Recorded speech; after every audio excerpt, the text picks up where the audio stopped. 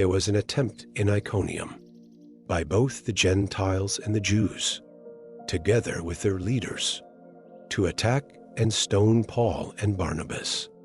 They realized it and fled to the Lycaonian cities of Lystra and Derbe and to the surrounding countryside, where they continued to proclaim the good news.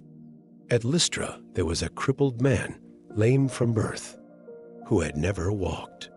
He listened to Paul speaking, who looked intently at him, saw that he had the faith to be healed, and called out in a loud voice, "Stand up straight on your feet." He jumped up and began to walk about. When the crowd saw what Paul had done, they cried out in Lycaonian, "The gods have come down to us in human form."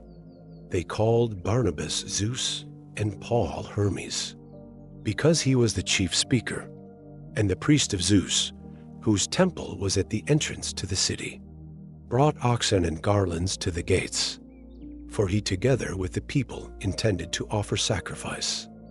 The apostles Barnabas and Paul tore their garments when they heard this and rushed out into the crowd, shouting, "Men, why are you doing this? We are of the same nature as you, human beings. We proclaim to you good news, that you should turn from these idols to the living God, who made heaven and earth and sea and all that is in them.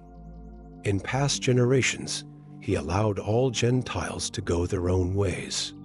Yet, in bestowing his goodness, he did not leave himself without witness.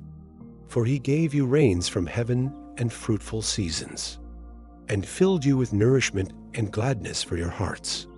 Even with these words, they scarcely restrained the crowds from offering sacrifice to them.